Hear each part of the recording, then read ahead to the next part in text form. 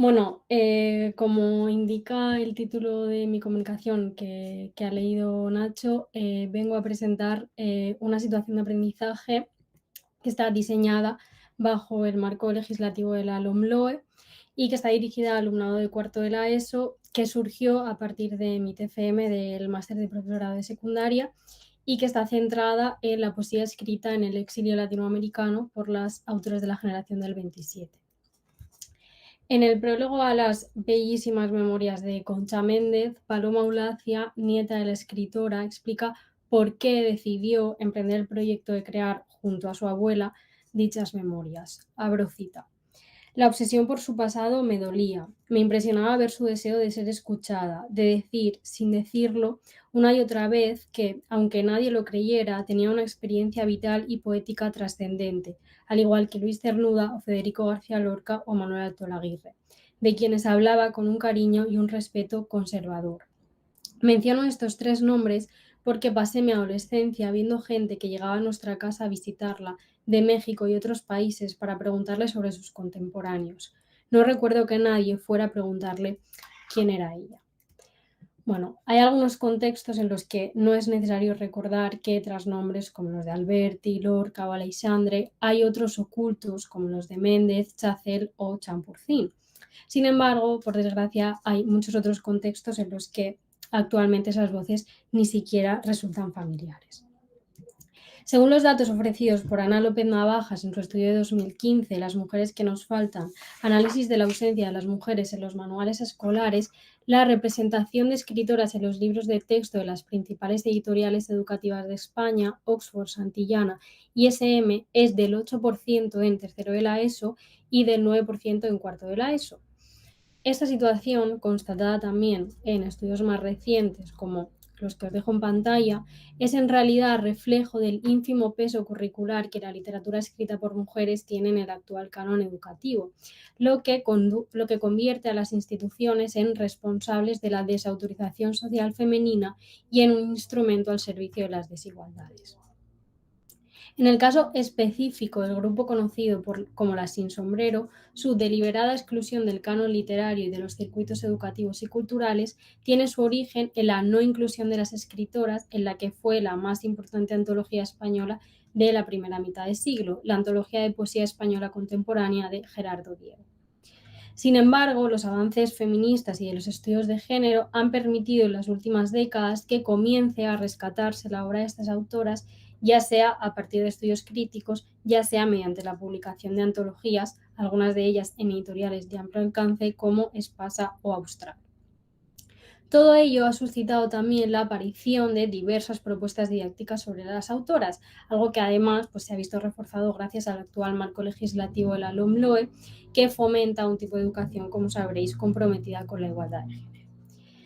Sin embargo, la mayoría de esas propuestas tienen un carácter general y no contemplan el tratamiento específico del exilio de las autoras en torno al que existe un vacío pedagógico. Desde mi perspectiva, considero que el exilio generacional de las escritoras del 27 puede permitirnos acercar al alumnado a la cultura de algunos países de América Latina, lo que nos ayudaría al mismo tiempo a potenciar la multiculturalidad y la tolerancia hacia los sujetos migrantes y desplazados, que es un tema crucial en un contexto como es el actual.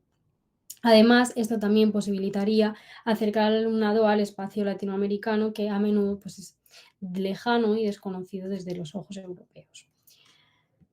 Cabe preguntarse ahora por qué poesía, ¿no? ¿Por qué decidí escoger el género lírico? Bueno, la elección parte en primer lugar de su situación actual en las aulas de secundaria.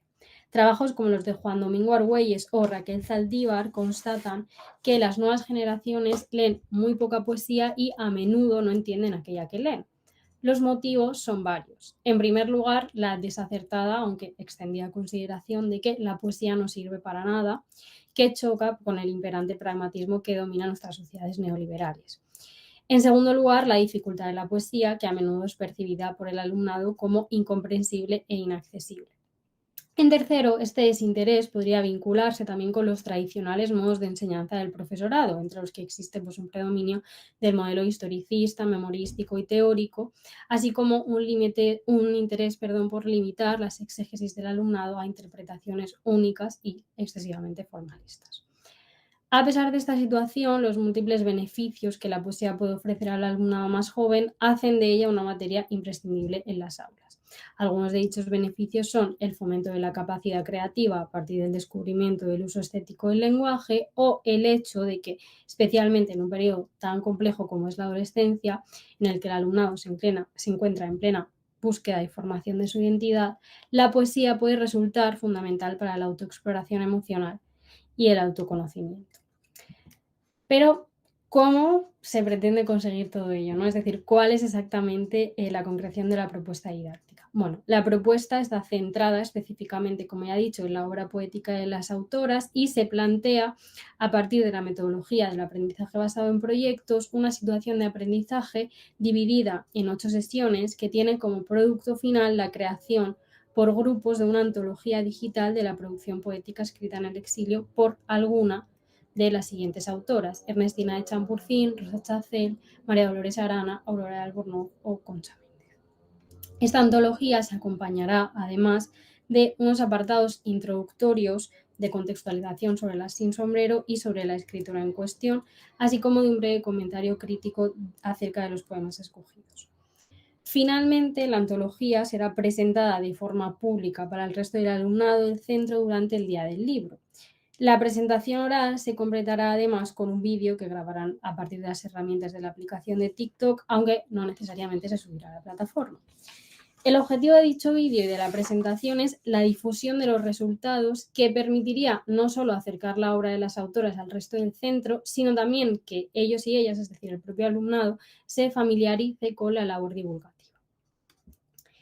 Bueno, parte de esta propuesta fue implementada en el Centro Santo Domingo Sabio de Petrer durante la realización de mis prácticas del máster de profesorado. No obstante, en ese momento la propuesta no estaba todavía perfilada completamente y además tuvo que ser ajustada a los requerimientos de la docente responsable. La ontología debía ser en papel para evitar que el alumnado copiara toda la información de Internet o que utilizara herramientas de inteligencia artificial para escribir los textos, y el vídeo, dadas las restricciones del centro en cuanto al uso del teléfono móvil, quedaba descartado.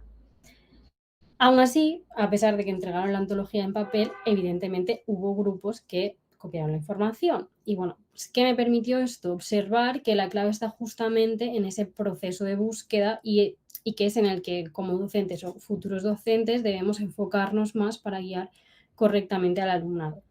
Por eso, para la propuesta final, planteé las sesiones orientadas a que esa búsqueda de información se fuera haciendo de forma paulatina en el aula a partir de diversas actividades, como por ejemplo de la lectura de los capítulos Maruja del libro de cuentos Alicia y la sin sombrero de Tania Bayó, o del capítulo Las 20 almas de Maruja de la novela gráfica Ellas iban sin sombrero de Carolina Corbillo.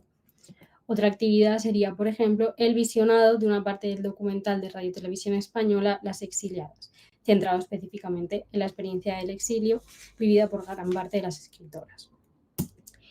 En cuanto a la selección de los poemas, se proporcionará al alumnado antologías en papel para que se familiaricen justamente con este tipo de libros, ¿no?, que son esenciales para el acercamiento a la poesía, ya no solo de la generación del 27, sino de cualquier periodo. Y a este propósito tengo que decir que en las prácticas, ¿no?, el trabajo con las antologías fue bastante satisfactorio, ¿no? Porque creo que el hecho de darle los poemas recopilados y que no tengan que estar buscando en internet, que también tenían esa posibilidad, ¿no? Pero el darles los poemas recopilados pues hace que se puedan concentrar más en leerlos con detenimiento y en elegir realmente aquellos que les gusten, ¿no?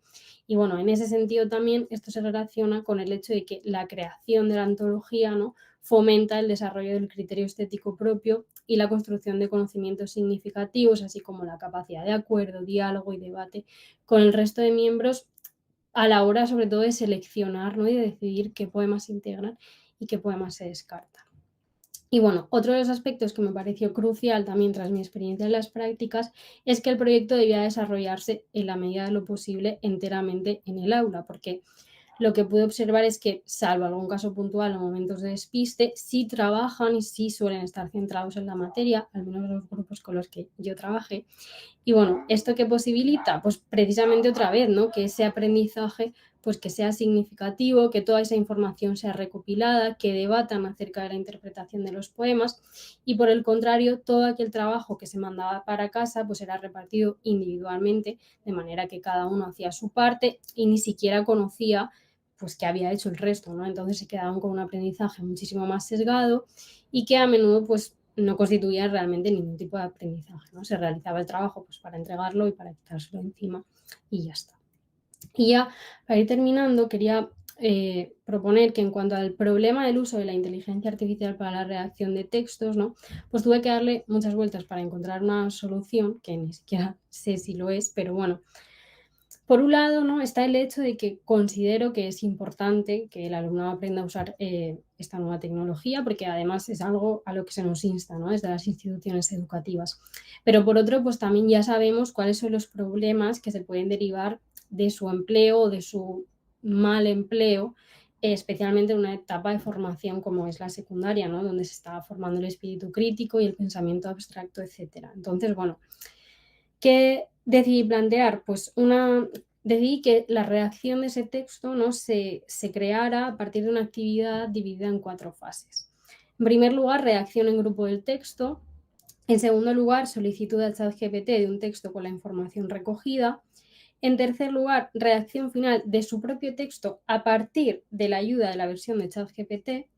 Y en cuarto lugar, la lectura por parte del alumnado de otro grupo de los 2 textos, es decir, el de ChatGPT y la última versión de ellos, para intentar determinar cuál ha escrito ChatGPT y cuál han escrito sus compañeros y compañeras, ¿no?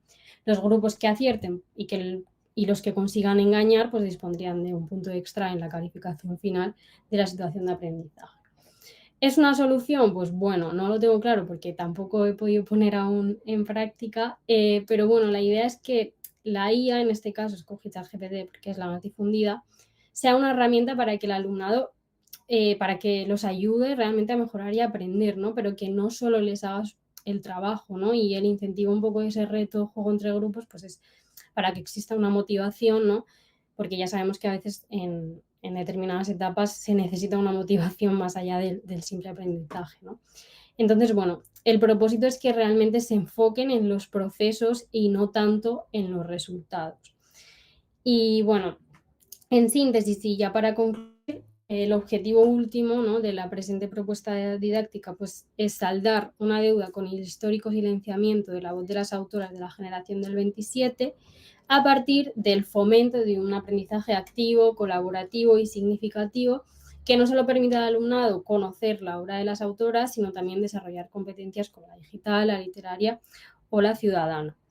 Y también que les permita todo ello descubrir la poesía como un espacio de catarsis y de autoconocimiento. Y por último, creo que la especial atención a la obra publicada en el exilio pues permite conectar al alumnado con el fenómeno de los desplazamientos territoriales, que son, más que un acontecimiento que marcó el pasado español, pues un fenómeno crucial para entender nuestras sociedades actuales. Y nada, eso sería todo. Aquí os dejo la bibliografía que he usado por si a alguien le puede servir y nada, pues ya dejo de compartir.